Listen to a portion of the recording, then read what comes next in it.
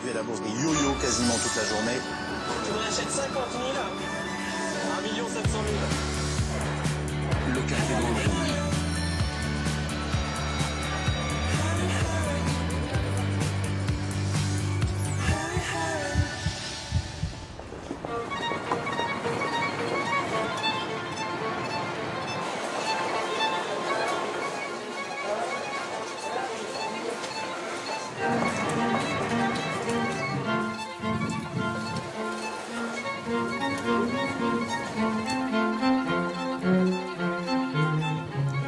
Bonjour et bienvenue in situ, là où bat le cœur de l'économie.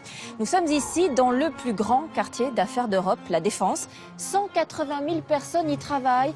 Et comme chaque matin, comme presque partout en France à la même heure, nous courons, pendus au téléphone, agenda à la main, pour régler le casse-tête du quotidien. Alors une scène se répète. Nous bâillons, exténués, épuisés. Car oui, le voilà, le nouveau mal du siècle. Nous dormons de plus en plus mal. Un Français sur 3 le dit. Alors nous allons parler de notre sommeil et de cet incroyable business que nos nuits, de plus en plus courtes et de moins en moins réparatrices, génèrent, ou quand nos nuits valent de l'or. Bonjour. Face à la déferlante de tous ces nouveaux produits, méthodes naturelles et objets connectés, des entrepreneurs ont décidé de prendre le contre-pied. La nouvelle tendance qui nous arrive directement des États-Unis, les morningophiles. Dormir moins et mieux en mettant son réveil 2 heures avant tout le monde pour retrouver une vie saine. Cette pratique serait même le secret des entrepreneurs les plus performants. Le monde appartiendrait à ceux qui se lèvent tôt. Allez, courage, on y va.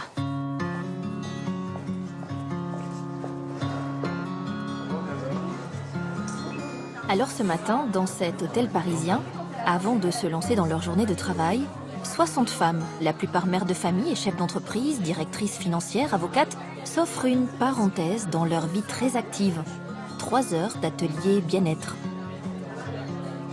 Elle, c'est Charlotte Pignal, l'organisatrice de ces Before Work. Elle est toulousaine, a 30 ans, et ancienne championne de voile. Elle a vécu au Brésil et aux États-Unis, là où se lever tôt est plus qu'une mode, une véritable culture. Bonjour à toutes, du coup. Vous êtes levées très tôt. Elle a fait de son plaisir des petits matins et de sa bonne humeur un véritable business. Et à 9h30, du coup, vous serez comme ça et vous allez arriver au bureau et tous les gens vont vous dire « Mais qu'est-ce que t'as ?» Non, mais non, je suis juste bien et la vie est belle et... Voilà.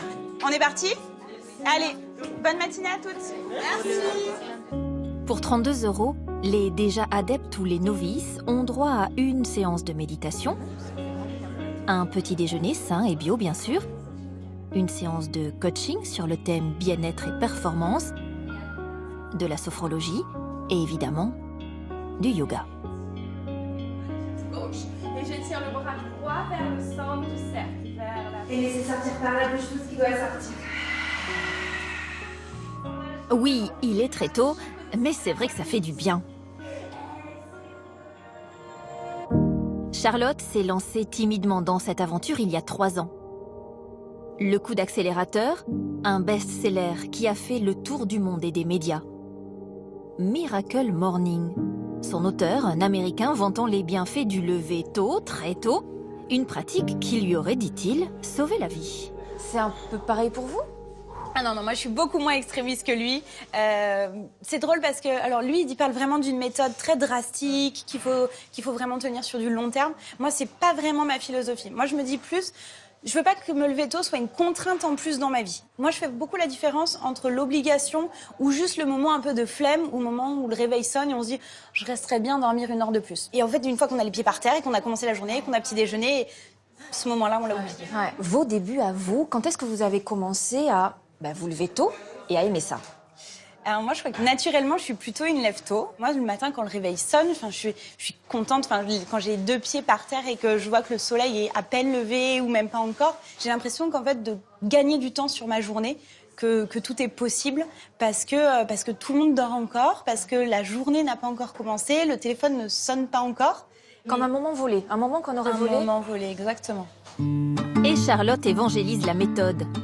Le nom de sa société, We Are Morning, un nom à l'américaine, tout sauf un hasard. C'est à de grandes entreprises anglo-saxonnes implantées en France qu'elle vend aujourd'hui très cher son concept. Les sociétés françaises, elles, sont encore à la traîne, peut-être pour ça. Moi, j'ai peur du coup de pompe que je vais avoir après l'heure du déjeuner. Alors moi je dirais justement que c'est plus l'opposé en fait, c'est on active une énergie le matin et qu'on garde en soi en fait toute la journée. Alors que si on se lève à 8h30, 9h moins quart, qu'on saute dans nos vêtements, qu'on attrape un café, qu'on court au bureau et qu'on commence la journée et qu'elle se déroule toute seule en fait sans qu'on ait vraiment de prise sur elle, et ben au final on subit plus la journée. Alors que là on a choisi l'heure à laquelle on se réveillait, on a choisi de prendre du temps pour soi et entre guillemets on est contenté, on est heureux dès le matin et du coup la journée va se dérouler différemment. Vous faites la sieste, vous, obligatoirement, là, vers 15h, vous allez dormir? Jamais. Jamais. Et vous vous coucherez à quelle heure? Généralement, moi, je suis une couche tôt, donc moi, ça sera 22-23 heures max. Maximum. Exactement. Il y a un Français sur 3 qui se plaint de mal dormir. Moi, je vous vois comme une solution à ça, parce que moi, je suis certaine que ce soir, je vais très bien dormir en m'étant levée aussitôt. Pourquoi pas? En fait, je dirais que pour la tristesse, pour tout ce qui est sommeil, je dis pas qu'on a une formule magique, mais en tout cas, d'avoir le sourire toute la journée, de savoir un peu qui on est et d'être bien... un peu bien dans ses baskets. Et ressentir une fatigue saine le soir. Et c'est ça. Et finalement, c'est vraiment fatigué en fin de journée. C'est là où on passe les meilleures nuits. Bah ouais, je pense qu'on s'endort vite et je personnellement. pense qu'on dort bien. Ouais, c'est une hygiène de vie en fait. Exact. Vous nous préparez à une autre hygiène de vie. À vivre différemment en fait. Aujourd'hui, le chiffre d'affaires de Charlotte est de 70 000 €. Elle compte bien le multiplier par 4 en 2018. Voilà, il est 9h30 et chacune part faire sa journée. Et si vous me demandez si j'ai piqué du nez à 15h avec une envie de sieste irrépressible, la réponse est non, juré craché. Mais à 20h30, en revanche... L'économie, on est une émission où on parle beaucoup d'argent. Ouais. Donc ma dernière question, Charlotte, elle est très simple. Pour vous, J'ai pas révisé mes chiffres. c'est quoi être riche? Je pense qu'on a tous notre définition de la richesse, du bonheur, de la tristesse, de l'amour.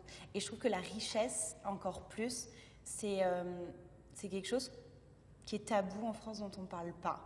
Et pour moi, la richesse, c'est vraiment quelque chose, c'est humain, ça se ressent. Et ça peut être matérialisé par des biens, de l'argent, de l'amour. Mais avant tout, ça se ressent. Et pour moi, c'est plus la richesse de sentir bien et aimé, soutenu au quotidien.